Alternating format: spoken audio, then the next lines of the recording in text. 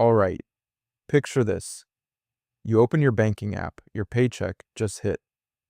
For a second, it feels good, safe, like you're doing things right. You've got money in the bank, you're responsible. And then, a few days later, it's like the number just shrinks. You didn't do anything crazy. No wild spending, no luxury shopping spree, just normal life.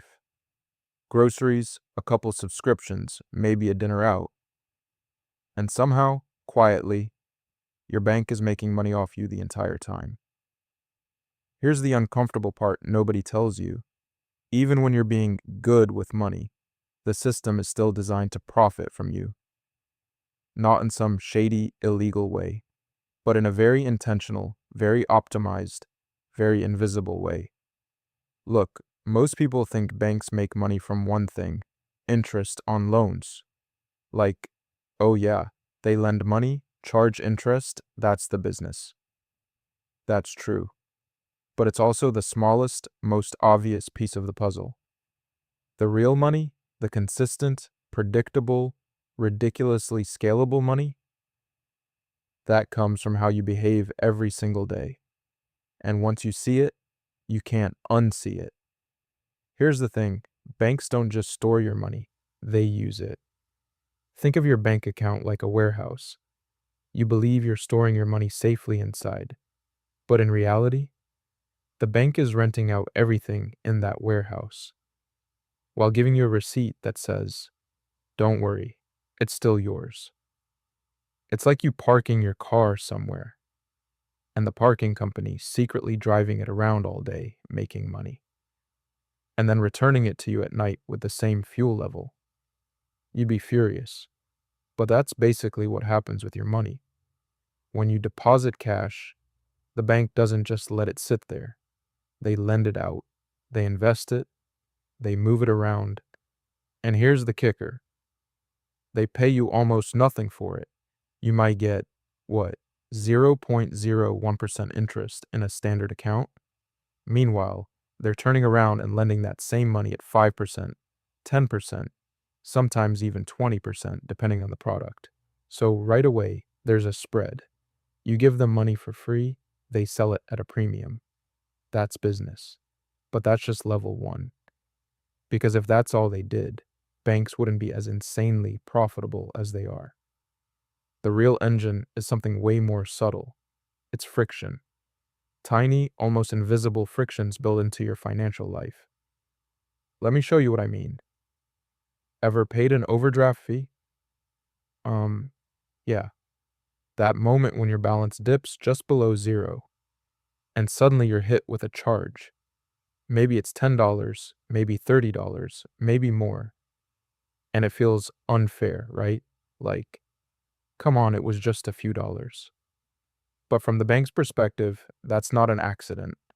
That's a feature. Because statistically, people who overdraft once are more likely to do it again. And again, it's not about catching you once, it's about creating a pattern. Same with late payment fees on credit cards. You miss a payment by a day, maybe two. Boom, fee. And then your interest rate might jump too. Now you're paying more for longer. And here's the part that should annoy you a little. These systems are optimized using behavioral data. Banks know when people are most likely to slip. They know how small a fee can be while still being profitable. They know how to design the experience so you don't quite feel enough pain to leave, but enough to keep paying. It's like a gym membership you barely use.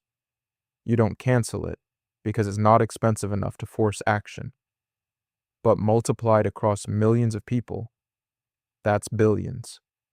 Now let's talk about something people almost never question. Your debit card feels harmless, right? You're just spending your own money.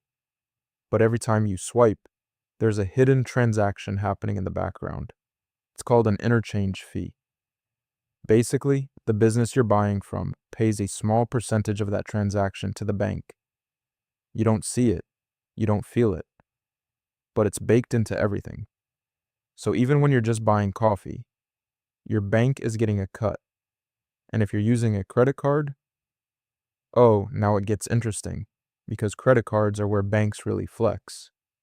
See, they don't actually want you to pay off your balance completely every month. I know that's what personal finance advice says. Always pay in full. But from the bank's perspective, the ideal customer is someone who carries a balance, but not enough to default. Someone who pays interest reliably, month after month. It's like having a subscription, except you're the one paying for the privilege of borrowing. And the interest rates, they're not small. We're talking 15%, 20%, sometimes higher. Which means if you carry a balance, you're not just paying for what you bought, you're paying for it multiple times. Let me put it differently. Imagine buying a $1,000 phone. Now imagine, over time, you end up paying $1,300 or $1,500 for that same phone because of interest. That's not a purchase anymore. That's a long-term financial leak.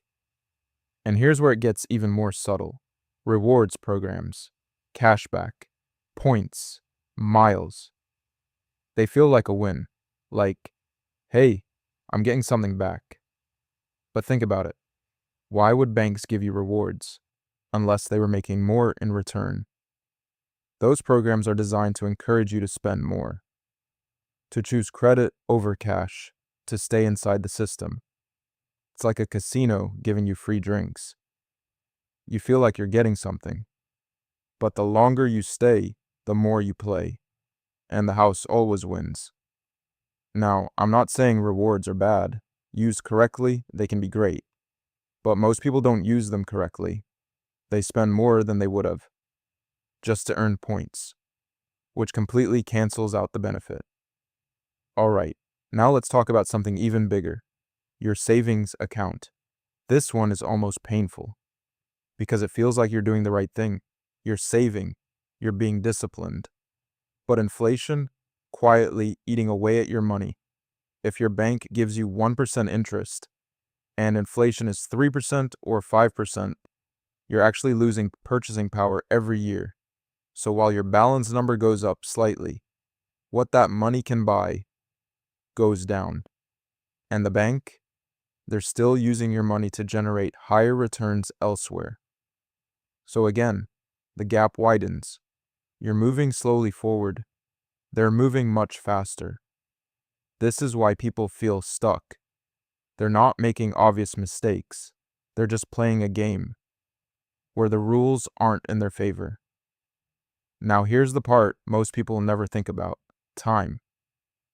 Banks make money not just from what you do, but from how long you do it. A small fee repeated over years. Huge. A slightly higher interest rate compounded over time. Massive. A little bit of idle cash sitting in low interest accounts for decades. That's an opportunity cost most people never calculate. And that's the real business model. Consistency, predictability, scale. Not one big hit, millions of small ones. So what do you do with this? Because at this point you might be thinking, okay, so everything is rigged? No, but it is tilted. And once you understand how it's tilted, you can start leaning the other way. First thing, awareness. You need to actually know how your bank makes money from you. Look at your statements, not just your balance. Fees, interest, charges. Where is money leaving your system? Because if you don't track it, you can't fix it. Second, stop being a perfect customer. I know that sounds weird, but remember, the perfect customer for a bank is not someone who wins. It's someone who pays consistently. So you want to break that pattern. Avoid overdrafts completely. Set alerts. Keep a buffer. Those fees are pure loss. Pay your credit card in full every month. No exceptions. If you can't pay it off, you're not using it as a tool anymore. It's using you.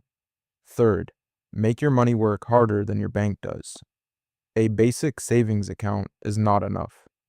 You don't have to go crazy. But you do need to understand alternatives, higher yield accounts, investments, even simple index funds. Because the goal is to close that gap. Right now, the bank is earning more on your money than you are. That's the imbalance. Fourth, be intentional with convenience. Because a lot of what banks profit from is convenience. Tap to pay, auto renew subscriptions, easy credit. None of these are bad, but they reduce friction, and when spending has no friction, it increases, sometimes dramatically. So add friction back where it helps you. Pause before purchases.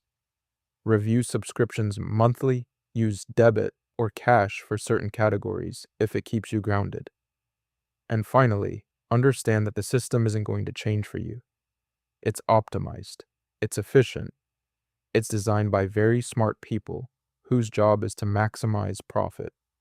So the only variable you control is how you interact with it. Look, I'm not anti-bank. You need banks. They're useful. They're necessary. But you shouldn't be passive. Because passive is profitable. Just not for you. Once you see how the machine works, you can decide when to use it and when to step outside of it. And that's the shift from being a customer to being someone who understands the game. Because at the end of the day, it's not about avoiding banks. It's about not unknowingly funding them more than you have to. And most people, they're paying way more than they realize. Subscribe. Money is easy.